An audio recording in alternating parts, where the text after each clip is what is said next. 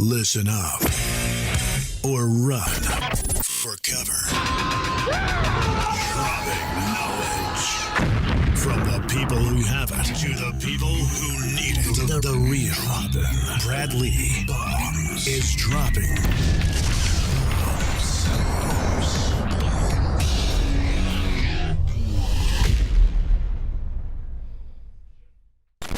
What it is, Brad Lea back again with another episode of Droppin Bombs. Today in the studio, folks, in the home studios, the virtual studios, I've brought a real treat for you. I went out and found a gentleman that, number one, can help people not only save and invest and make money intelligently, but like savvy wealth, savvy savings, things like that. But he also happens to be the guy that invariably invented a cheese that's one of my favorite. Folks, welcome Jerry Fetta. Thank you, Brad. I appreciate the intro. I love being on the show, man. Dude, if you guys don't know Jerry Fetta, well, then you've probably never had a Greek salad.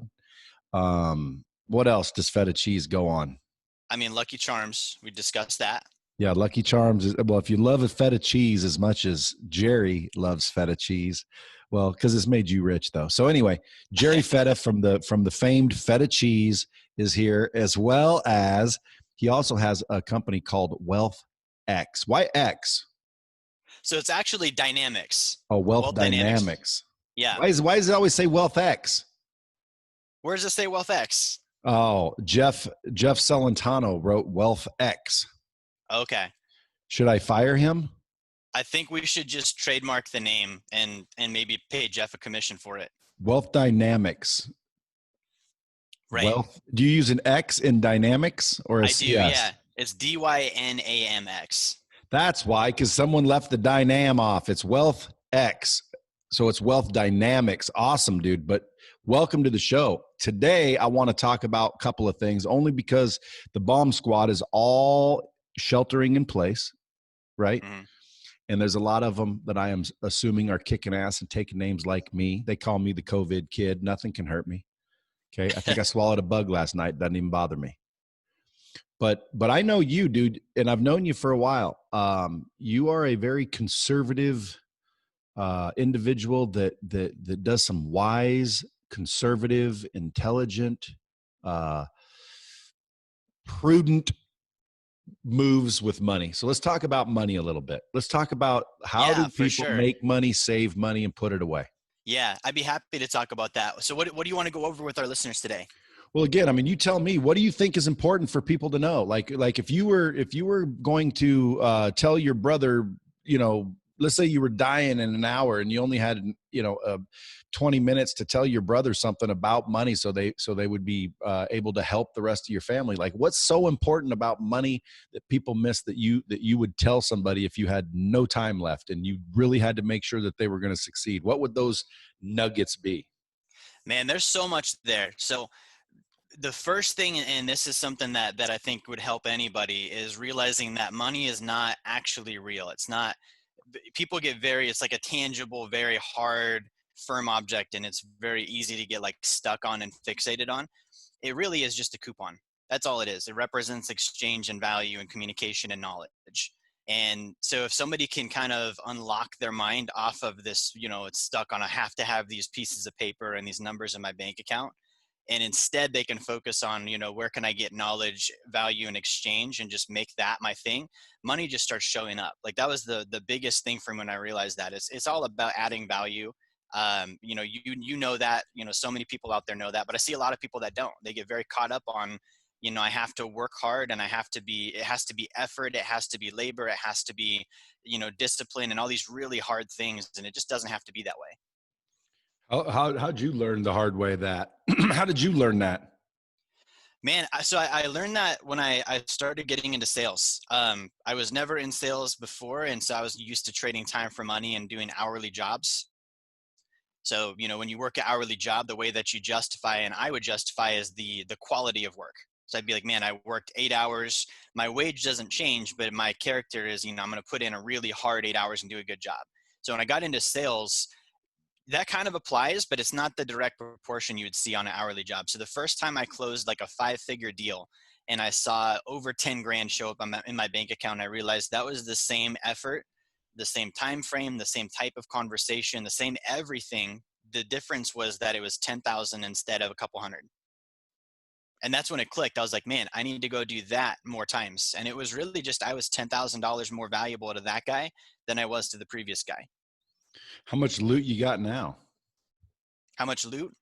Loot. Are you a billionaire yet with all that feta cheese rolling around? I'm a millionaire for sure. At a young age too. Yeah, 27. I turned 28 next month. Dude, you've always been like a sound voice of reason, very prudent. See, when I was your age, dude, I was running around crazier than I am now, talking more shit than I do now, joking more than I do now. But then here comes Jerry Fetta. Hello, everyone. I think that the 10-year interest term and the amortization schedule should indicate good yield. And I'm like, damn, dude, this kid's like freaking some sort of scholar. Like, what made you interested in money? So it was never something I was interested in growing up. My parents never were good with money. So my mom and dad actually got divorced from each other 3 different times. Divorced, remarried, 3 times. And it was over money every time. So, you know, I watched my mom and my dad lose the house when I was like 8. Car got repoed, homeless, lived in a trailer out behind some guy's house. And so I never had a good relationship with money. Actually, when I was 17, I remember when I first learned money wasn't backed by gold. Mentally, I quit on it. I was like, well, I'm not going to go work for that. It doesn't make any sense. See what I mean? See what I mean, dude? Like, that's funny. Like you mentally quit on money over that. Like, dude, I didn't even like, someone could have told me that and I would have said, so dude, the shit'll get me, the shit'll get me what I'm looking for. I don't care what it's backed by. Like, dude, I don't care if this is backed by freaking Cheetos. As long as when I hand it to somebody, they give me what I'm looking for. Hey, if like, it was why does backed it need by to be, Cheetos, why did it disappoint you that it wasn't backed by gold? It was kind of like the requirement to have to trade time for it, right? Because it's like, what I realize is there's 3 options. If I look at the money thing, I can either quit on it and do what I did, and that choice is poverty, right? Like, I'm just going to not participate in the system. The other option is to just not confront it, like sweep it under the rug and keep going. And a lot of people do that. And then the third option is wealth. You know, I can have so much of it that it just doesn't matter. I don't have to consider it in my day-to-day choices. It's like oxygen. It's just there. Breathe it in and get rid of it.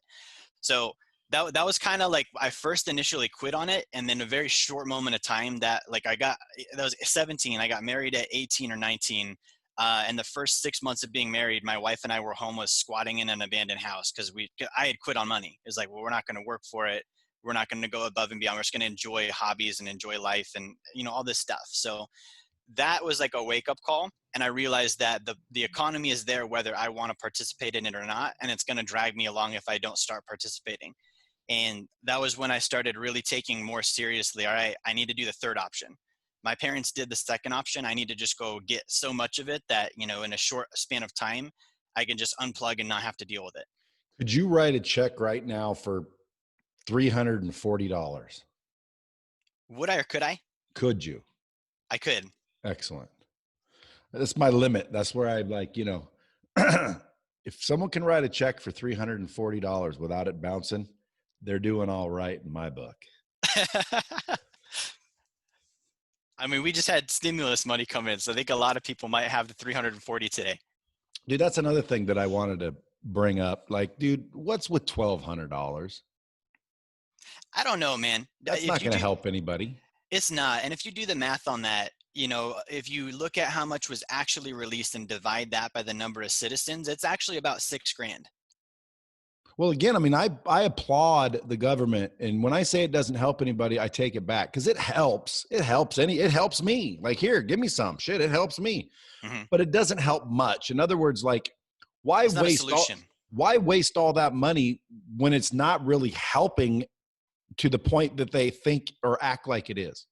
Yeah. It's kind of like putting a Band-Aid on a bullet wound. It's right. So again, why waste the Band-Aid? In other words, keep the money, government, or like, in other words, send a solution. Don't send a bunch of wasted money, because now you're spending all these billions of dollars and nobody's in any better situation. So you just spent billions of dollars to help nobody.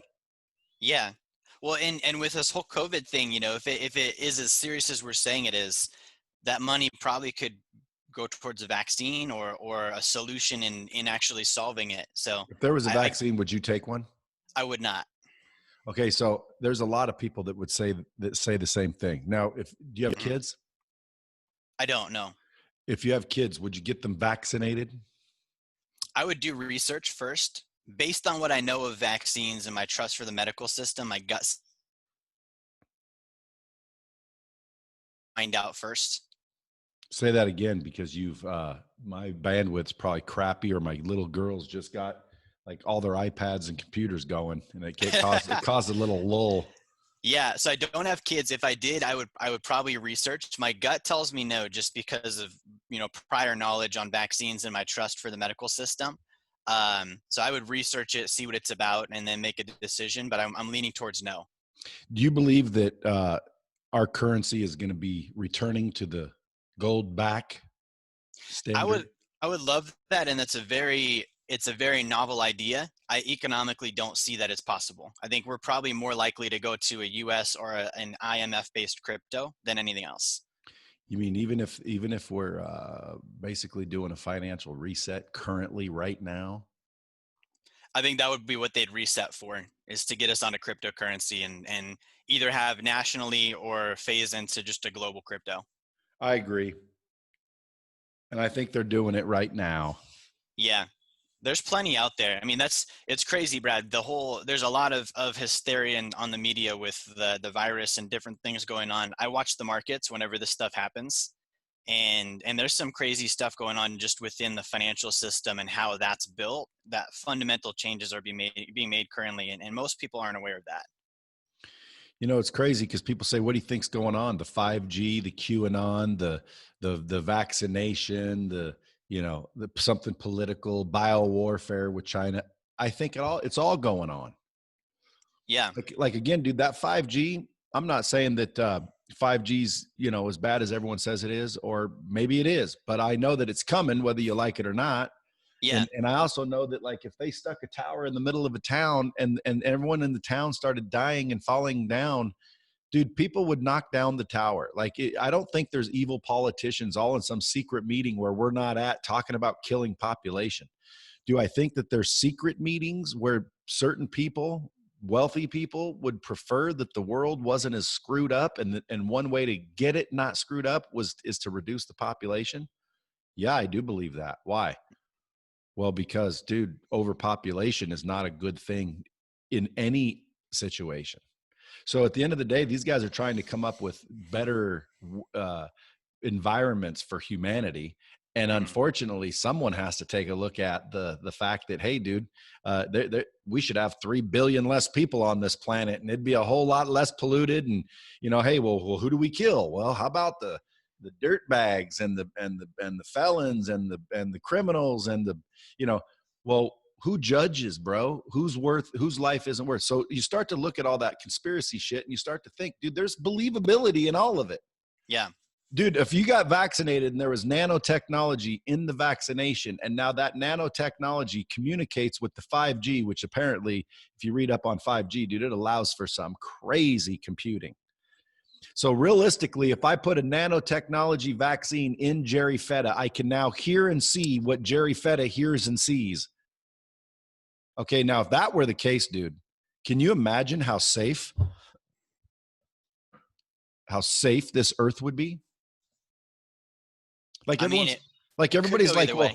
well, that's an invasion of my privacy. Like, dude, I'm not doing or saying anything that the government can't hear.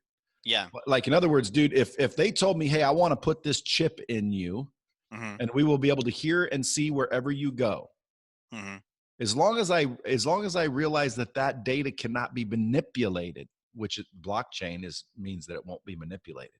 hmm, So at the end of the day, as long as the data is not manipulated, I'm okay with it. Do you know why? I'm not doing anything wrong. I'm not saying anything wrong.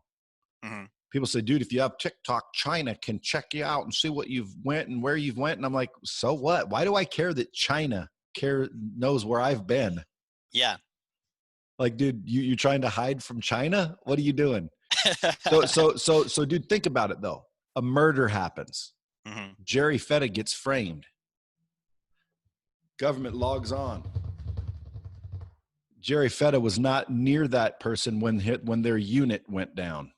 Mm-hmm. The person that was near that person when the unit went down was this person. Here is the recording from the experience. Here is the vision of the person that was doing the murdering. Here's the person vision that got murdered. And we know everything now. There's no more bullshit. Wouldn't that be great? I mean, that's a spin you could put on it. I could see that side of it for sure. Dude, that would just be fantastic where, dude, all crime goes away or courts go away. Because, dude, you either did it or you didn't do it. That's what I mean by no manipulation. Yeah. Like, dude, you sitting there talking with your wife for 7 years and nothing happens. Great. No one pulls up the record. But the second you have a domestic violence and your wife says you hit her, no, ma'am. He did not hit you. You were spitting on him. You were calling him names. You said he had a little dick.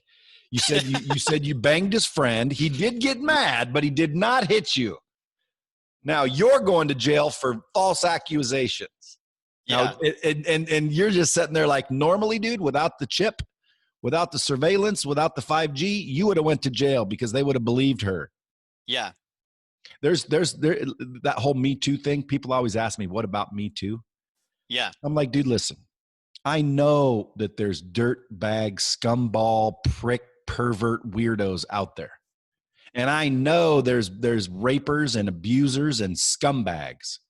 But I also know that there's some girls that use the accusation to hurt someone that jilted them or didn't have interest in them or whatever. So, dude, you can't just believe somebody these days.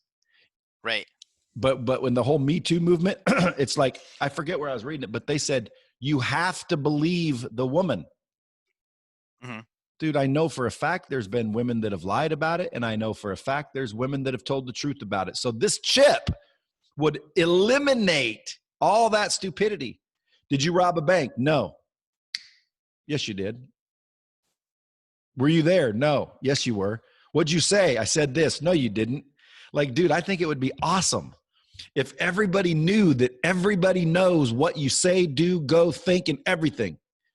Well, we'd give up our privacy. Dude, why do you need privacy? What are you doing wrong? What are you saying? What are you thinking? What are you contemplating? What's the problem? You're thinking, dude, what's this got to do with making money and wealth dynamics? Well, I mean, I see what you're saying. So tell me what you think about this scenario. So if they link that chip to a currency, right? And that currency is tied to what every currency is tied to, which is taxation, the ability for the government to have a piece of my income. If I decide I don't want to use that currency, basically that chip can determine whether or not I'm able to do business with people. I can almost get exiled. They can No. That's, again, to me, that's not necessarily what I'm saying, because that's the mark of the beast. I don't know if I would call it that, but yeah. So, no, so dude, I think the Bible talks about a mark of the beast where you will not be able to buy nor sell without this mark. Mm-hmm. So, dude, a lot of people are saying that's what the chip is, or that's what the barcode is and stuff like that. And it's like, dude, look, number one, I'm not a big religious guy, but I can tell you this. If I accept the mark of a beast so I can survive and my God wants to put me in hell over it, dude, that's not a very cool God. He's the one that put me here. What am I supposed to do? Like starve, live off the land? By the way, it doesn't say do not accept the mark, I don't think. I'm going to go investigate after this episode. However, what I'm looking for is, let's get back on money, because otherwise people are going to listen to this, they're going to be entertained and they're going to laugh and they're going to, think, wow, that was a crazy freaking episode, but they're not going to learn anything. Yeah. So real quick, we can bullshit at the end. Jerry Fetta, what should people do that are sitting at home that have maybe $10,000? How should they invest it? What to invest in right now in this volatile market? So if I have 10 grand right now, the first thing I'm looking at is knowledge.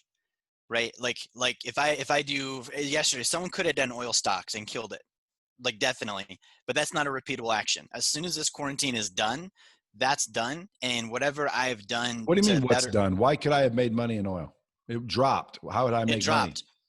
So if I go down and I buy oil stocks now while it's dropped, because it's back up to, I think crude is at 13 or 17 a barrel right now. What was it yesterday? Yesterday it was like 7 or 9. The day before that, it actually went down to about $1. Okay, so if So everybody that day would have put every dollar they had, would it still be 13? I think if everyone went in, it probably would have went a little higher, just because of market displacement. If everyone gets in your swimming pool, the water is going to go up. Okay, so that means it would have been $18 and everybody would have got rich. Yeah, and that's awesome. However, that doesn't help me long term. I can't go do that again. You It's don't kind need of to. the give. You don't need to do it long term. You need to do it a couple of times short term, and then stick that money in some long term. Yeah. So I mean, most people, if they had 10 grand and they did the, $1 to $18, that's great. I don't think the average person has the know-how to keep that money and go do it again. Just like stimulus checks, I would bet most of that $1,200 is spent now. Well, of And I think course the it is, same thing dude. happens. You got rent, you got food, you got gas, you got dry cleaning. Of course it's spent. That's what I mean. Like $1,200 doesn't make a dent in anything. For sure. And I Are you think one of those? Are you one of those people that like save a certain percentage regardless? Are you like a richest man in Babylon type? yeah, I do 40%. That's one of my rules. Dude, you're married too, right? I am. Dude, you guys must have a shitty life. I mean, it's all income, right? So if you make enough and save 40% of it, you still got 60 left over to pay taxes and live. So I know, but dude, taxes is 30-40%, right? not if you know how to do it right. Okay, so taxes If you're paying 30 to 40, I have a client that he makes a few million a year and he pays single digits on his taxes right now. Well, again, that's true. You can get squirrely and take advantage of some loopholes. But let's say you live on 60%, dude. 60% of 2 million is plenty to live on. But 60% of 45,000, dude, come on, You can't dude. do it. How you doing it? Yeah, you have to make, if you think about numbers, depending on your state, right? You have to make at least 10 grand a month to do that. 10, and that's even minimal. 10, I save for, I've got 6 left over. My taxes are probably 18 to 2,000, and I've got a few thousand to pay rent, groceries, etc. So Which means you're making 10 grand a month, but you're living in a shithole. Yeah, and in my opinion, if that's where I've got to start for 2 or 3 years, I'm willing to do that because I know afterwards the benefit of that 40% long term outweighs that 24, 36 months of living in a shithole. That's true. That's true. Folks, I know I'm joking a lot and I bust balls a lot, but that is true what you just said. And that is what normal people would not be willing to do, which is why normal people are not wealthy. And I'll tell you, when people ask me what's my biggest regret, that is my biggest regret. When I go back to when I was your age, dude, I didn't save shit. I didn't save shit for most of my life, dude. Yeah. I spent every dime almost every time. Every dime, every time. Dude, you give me a check for $13,000 and I got paid every 2 weeks. You give me a check for $13,000, you give me a check for $39,000. There's just more shit to buy. Like, dude, there was no methodical, long-term, intelligent, conservative plan. I was not afraid of no more money coming. And coincidentally, it's never happened either. Yeah. See, I defy most rules, dude, but it's not a good plan. In other words, my luck is not a plan. Mm-hmm. I'm a lucky son of a bitch and I'm willing to roll the dice. Yeah. I see that. So, and I think that's an awesome quality. Like that's key. Napoleon, when he used to hire his generals, he would literally ask himself the question, how lucky is this guy? That would be his decision maker, is how lucky is this guy? So there's that aspect of it. What I do and what I would recommend to anyone is automate the savings. So I have a concept I use called the sacred account. It just comes out of my bank same day every month, whether I look at it or not. And I can still go be crazy with the rest of the money because I think that energy that you're talking about, that luck, that's where wealth is really built. It's the creativeness, it's the human, emotion and spirit of like, man, this idea is going to become real and I'm going to go use that to produce more. So we can't get rid of that. So it shouldn't turn into misery, but it should turn into just allocation. I made 30, freaking 40% of that went into my savings. I'm going to go make another 50 now. Well, the way you say it, yeah. If someone's making 30, they can live off 60% of that. Mm-hmm. Okay. But I'm not but who's making 30, bro? Yeah. It's an increments thing, right? So yeah, but dude, you're making the average person out in the world. What's the average income? About 50 or 60. Okay, so how do you live on 60% of 60? So that guy's not gonna. What we've got to Okay, do so there. dude, so where do you start? Like, let's talk to So normal we've got to people for a minute. For sure. So the main problem and the most typical thing I see is for the average family, they're giving more than 40% of their income to financial institutions. Car payment, mortgage, taxes, 401k, etc. If we can work on reducing that, someone could save 40% of their 60K and still have money left over if they weren't sending money out to that stuff. So that's where when I'm working with the average family, and that is a lot of my clientele. I'm not the let's only work with top 1%ers. Like they got there, they don't need my help. So I'm looking at how do I take that guy and get him to the point where he can do that. So let's start at 5 or 10 or 15%. And let's work on getting rid of all this other stuff so that I'm financing my own things and I'm paying myself instead. And now I can start to incrementally work up because I'm cutting those out, and I'm also then increasing my income. I've still got to know how to sell. I've still got to have control over my income. I've still got to do something to increase the top. And then I've got to cut the bottom out on expenses where it's going to institutions that are getting wealthy off me, could be going to me instead. 2 questions. Yeah.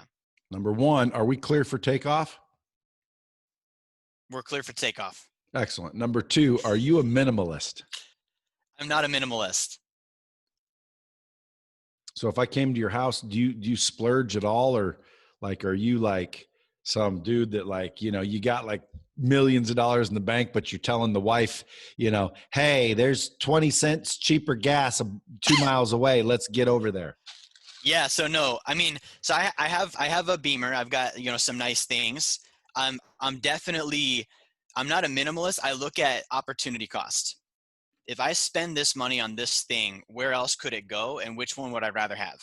And that's more just priorities. So, we eat out most nights. Our restaurant bill is higher than my grocery bill. Right now I'm in California. I'm still paying for rent at my office and rent at my house in Alaska, and I'm not using either one of them. I'll go produce more income. But at the end of the day, it's those basic rules that I follow that make it to where I'm still stacking money. I'm still building wealth. And that allows me to afford whatever I would like to afford as that continues and progresses on. So it's priorities, and that actually gets rid of the need to be minimalist. Because I could say, let's live on $2,000 a month and put all of our money in Vanguard mutual funds. And in 5 years, technically, we could be financially free as long as we only spend $2,000 a month. So if you're me, and let's say you're making, I'll just make up a number, Mm-hmm. $100,000 a month. Yeah. And I was keeping half of it, saving. Where Yeah. would I do with half that money? Vanguard mutual funds? So I'm not a market guy. I would take half that money, and I would look at, with investing, I look at 4 things. So invest, if you look at where that word comes from, it actually means to clothe your capital. Literally, I'm putting clothes on my money. So I just look at it just like when I wear clothes. I wear what I like, I wear what I understand, I wear what fits me, and I wear what suits the occasion I'm going to use it for.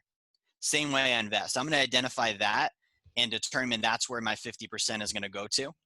And I'll stack up however much I need to get into the first one and just repeat that action over and over. For me, I like life insurance, gold and silver. I like real estate. I like private lending. I'm very big into tangible stuff that pays me cash flow or has an intrinsic value. What if I told you I could get you 15% every quarter on any amount of money you want to give me? I'd probably call bullshit. Dude, I'm telling you, that is a real opportunity. Yeah. It's probably out there. We'll talk offline, but it is a real opportunity. And it makes perfect sense. Once you hear what they're doing, you're like, okay, that makes perfect sense. And it's legit, dude. Yeah. Pays me like clockwork, pays all my friends like clockwork, pays everyone that got me into it like clockwork. That's awesome. Now, could it end? Yes, it could end. But right now it's as real. There's nothing illegal about it. It's like completely real, but very quiet kept. Yeah. A lot of that stuff is. Yeah, I'll tell you when we get off here. All right. Let's see. Jerry, I want to go back down to realistic because most people ain't making $100,000 a month. Let's say somebody is making 60, 70, 80, 90 grand a month, 120, because that's what normal people are doing. And they were very intelligent. They saved money. Because here's what I see crazy. A lot of people I talk to, young kids, they got little life savings. They got little chunks of money. They DM me all the time. I think people are either trying to see if I want their money, because a lot of times people think I'm like a guru. In other words, I don't coach and mentor and have consulting programs and all that shit. I'm a CEO of a tech company. However, I look like a guru, right? I look like I'd have a coaching program because like in that world, everybody has a coaching program. So at the end of the day, I look the part, but when people DM me, they say, "Hey, Brad, I'm 24 years old. I've got 180,000 saved." And I'm thinking, shit, dude, how the hell do you have 180,000 saved at that age? Like when I was that age, I didn't have a dime. Yeah. So let's say a normal person has, in my mind, dude, if you're 24 and you got 180 grand in the bank, dude, that is a hell of an impressive feat. Yeah. So to me, let's keep normal. I think if you're 24 years old and you're a conservative dude and you've put some money away since you started working at 18, you probably got what, 25, 50? Yeah, somewhere in that range. Okay, good. So what do I do with 25K? So it's not going to buy me a duplex. It's not going to buy me anything big. So what do I do? Go partner with somebody? Can I buy a lawnmower and rent it out? Like people always ask me, Brad, what do I do with my money? You know what? I always just reply, because it's easier. Buy shit you can rent. Period. Yeah. Yeah. Like in other words, hey, I bought a lawnmower because I rent it out for $10 a weekend. Right. You know, as long as you can rent it out, I think it's a good investment, because if, you know, houses, you can rent it out. Like, dude, GC, Grant Cardone, you know Grant. Oh, yeah. He tells you don't buy houses. Dude, let me tell you something. The only reason he's saying that is because he doesn't have houses to sell you. I know people that make plenty of money on houses, plenty of money. He made money on houses. That's total bullshit. If he had houses to sell you, he wouldn't be telling you that. Then he used to tell you to get a quad. And then he wanted you to invest with him. So guess what? Now you better buy 16 units or better. Knowing that, you know, not a lot of people can buy 16 units. So might as well give it to Grant. But dude, all conspiracy theory aside with old Grant Cardone, anything that rents, that's basically who got me to understand that whole cash flow is Grant. So he's pretty smart when it comes to cash flow, don't you think? That's his thing. Yeah, for sure. I with Grant, I have the mantra that I look at. I say, do as he does, not as he says. I look at what's he actually doing, and I'll follow that. And that's with any wealthy person. Warren Buffett does the same exact thing. People watch Warren Buffett on YouTube and, you know, put it in the S&P 500 and leave it there. And then you look at Warren, he stays in cash till stuff like this happens. And then he goes and slits people's throats and takes their company for pennies on the dollar. And he doesn't say do that. That's what he's doing though. Gary V. He said, don't create content, document. Yeah. So I started documenting, and now my social media is blowing up. Yeah, that's smart. Yeah, again, I mean, Gary tells you, dude, don't do what I tell you, do what I'm doing. Right. I like old Gary V. I like these gurus. Back when I was a kid, dude, I didn't have any gurus, or I didn't notice them, and I didn't know to seek information. Very important that we do that today. So I think I keep interrupting you. So I got 25 grand. What do I put it in? So if I'm 24 years old and I've got 25 grand, the first thing I'm looking at is what got me there, and can I reinvest in that? If I'm in sales, I'm going to probably get on something that helps me increase my sales. Like just repeat the successful action and reinforce it. That's one of the problems with building wealth is people will do one thing and it works. And then we get the mindset of, okay, great, I did that. I'm done with it. Let me go find a new thing. And it's like, well, no, that worked. So let's not overlook that. Let's go back and see, can we milk that even further for what it has? And if I put capital into it, does it grow even more? So that's my first move. And that's usually going to look like some form of knowledge or personal development or training or expertise that I gain that just makes me more able. At 25K, if it's not that, you know, I'm probably going to try and stack it and get to 50, just because I know at 50, my investment world opens up a little bit more than it does at 25. That's kind of a conversation of timeline. Is that a long game for me to get there? Or is that a couple years out? If it's a couple years out, I'm just going to wait it out and get there. What if you're at a dead end job? You can't put any money away, really, dude. I mean, I got to eat. You know, I got a $900 apartment. Yeah. I got a free car, but dude, gas, I work across town. I got to pay insurance. I had a DUI when I was 18. So now, pretty much, dude, I ain't got no money left. What do I do? So I was there minus the DUI. I worked at a pizza job when I was starting my business up. So if I'm that guy, first things first, I'm going to save something. I don't believe anyone that says I can't save anything. That's just a mentality. So I'm going to try and save something, even if it's $1, just so I can prove I'm doing it. And then I'm looking at how do I take my spare time right now? Because I don't think it's smart to leave the income source yet. Like it sucks, but that is paying my bills. I'm going to take my weekends and my evenings and turn that into a business. And then once that takes over the income I'm producing at the job, I can cut ties and go do that full time. So it's a transition factor. And again, it comes down to getting knowledge, having value, and then just exchanging and doing that in the time that I do have available. What are you doing in LA right now? Doing some training with my team. We came down here about a month and a half ago. Me and all my employees did. So we're sticking it out. We figured we'd rather be quarantined in LA than Alaska. Right now, there's more to do down here in a quarantine environment than there is up there. Aren't you guys locked down tight down there? It's not as bad as they make it sound on the news. Things are pretty locked down. A lot of stores and restaurants are closed, but people are still walking around, going places. There's still traffic. So it's definitely not normal LA, but it's not like we're quarantined and being held up in our rooms. If you could share anything you want right now with the world, what would that be? If I could share one thing right now, I would say right now, look for ways to produce income. Whether that be online, Zoom, freaking incredible right now. If you're in sales, you can do all this stuff on Zoom, Forex, like whatever you've got to get into, and it's going to be learning, but you've got time to learn right now.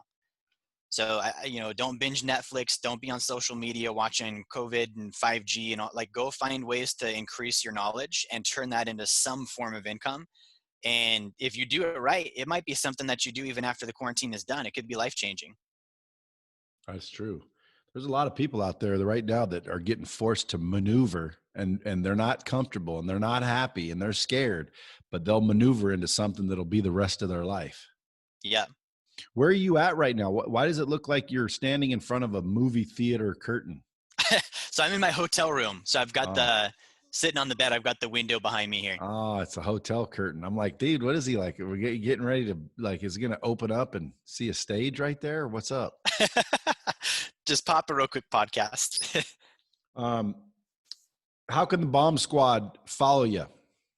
So you can follow me on Instagram at Jerry Fetta. That's 2 T's, not one. Twice as good as the cheese. You can also check me out on you like that, huh? For those of you listening, Brad, every time we speak, he's got 3 or 4 new jingles for Fetta. So you can follow me there. You can also go to my website, jerryfetta.com. If you go to jerryfetta.com/info, there's a free infographic that actually gives step-by-step how you can start to build some financial security and wealth. Can anyone not invest with you, but like follow your investments? Does anyone follow my investments? Like, no, like, dude, I got a little money laying around. What should I do with it? And I'm thinking, well, shit, why don't I just follow around what Jerry does with his? Like, what are you doing with yours? Can I just follow your investments? Yeah, so you could do that. Like I said, it goes back to those 4 things. Like, check out, do I like it? Do I understand it? Does it fit me? Does it fit what I'm going to use it for? Yeah, but that's too much, dude. Can I just say, hey, what's Jerry doing? You could do that. My opinion on that is that's a very low level of responsibility. Not if you trust the person that's doing it. There's trust, but there's also trust and verify. Yeah, but right? Like Warren Buffett, like for example, if Warren Buffett told me, Brad, here's what I did with my money today. Yeah. And I followed Warren the whole time, guess what? I'd have done all right. Yeah, you'd have done all right. Now, some of the moves Warren does might be moves that you can't do at the level you're at, or I can't do at the level I'm at. So in theory, you could do that. A lot of people do that. You haven't checked the Forbes list lately, have you? Who's on the Forbes list right now? Me. Are you really? It goes Bill Gates, Bezos actually now, Bill, Jeff, Bill, guy named Ahwan Mashmachnud. I don't know how to pronounce it. Warren, and then Brad. Brad, right there. Brad Lea. Everyone keeps calling me like, dude, congratulations. I'm like, what? I see you on the list. I'm like, oh shit. My fucking $1,200 came in. Put me over the top. That's right, dude. That $1,200 fucking, I put it in the bank because I don't need it. And bam, I'm on the list all of a sudden. I'm right below Warren. That's all it took. Dude, when are we going to see Jerry Fetta on the list? We're going to see me there here in the next couple of years. My goal is to get there for sure. So I'm Dude, 20. Do you think you're going to get to be a billionaire? Yes or no? That's my goal. I'm going to do that in my lifetime for sure. And are you going to help people get there or just be a greedy old prick from Alaska? I'm going to help people get there. I mean, if it wasn't for content like you and Grant and some of the guys that helped me, I wouldn't be able to get there. No one in my life was teaching me about money. No one in my life was showing me how to sell, how to build a business. So for me to know that and to not share that, like for me, that's unethical to myself. I think that's actually going to hurt my reproduction of it. And it's also unethical for me to not have the flow back to other people and help them do the same thing. I agree. Can you grow a full beard or no? I can, yeah. I had one a couple of years back. It got long as the Alaska look. Yeah. So do you like just the shadow? Cause like, see my shadow now? It's getting kind of gray. It's like, dude, I'm wondering if I should just like lose the shadow now. I think the shadow is a good look. But my thing is it gets to a certain point, you get that itchy, like two weeks or so of itchiness. I just can't get through the 2 weeks. I just keep it right before it gets itchy and then cut it. Yeah, me too. Well, dude, listen, I appreciate you coming on to the show. I appreciate what you're doing out there for the folks. Bomb Squad, if you want to find Jerry Fetta, you go to jerryfetta.com, right? 2 T's, twice as good as the feta cheese. There you go. Okay. Follow him on Instagram at Jerry Fetta. Yeah. Yeah. And ultimately, man, do what he's talking about. I know I make light of certain things, but I tell you right now, dude, he ain't wrong. And how old are you? 27? 27, yeah. And you're already a bona fide, or is it bona fide? How do you pronounce it? I think bona fide sounds fancier. Bona fide sounds better than bona fide because nobody wants to be bona fide. Bona fide sounds like you got did. Yeah, it's like, it was bona fide nightmare. But it's bona fide that you're a millionaire at 27, which is a pretty damn, commendable achievement. At least when I was young, dude. Like, dude, I didn't know anybody in the 20s that were millionaires. Everyone that was a millionaire was an old gray-haired fucker, hunched over. The young millionaires were like, the movie stars or celebrities. There were no like millionaire neighbors that were 25, 30 years old. It was never the case. Yeah. I think billionaire's the new millionaire.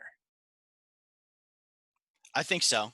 Yeah, because right now, dude, in the same breath saying that's pretty impressive, it ain't that damn difficult anymore, is it? Yeah.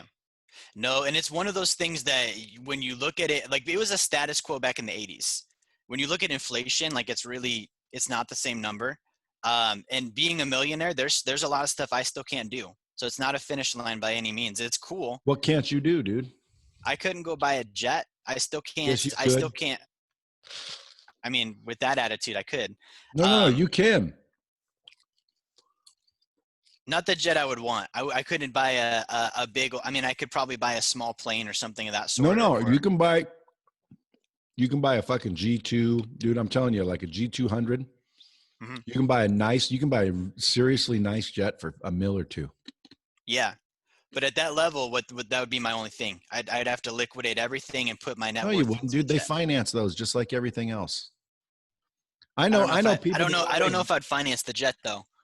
I know, but I mean, I know people that have jets and they're not as rich as you think. Like I could go buy a jet. The problem is the maintenance and the hangar and the gas and the pilots and the ongoing, whacking the balls. Like, dude, like buying the jet's one thing, dude. Running the jet is a whole nother. Yeah. How many times do we take it places? Yeah. I mean, we don't travel enough. The time to buy a jet is when you need to be in 4 or 5 different cities on the same day. Yeah.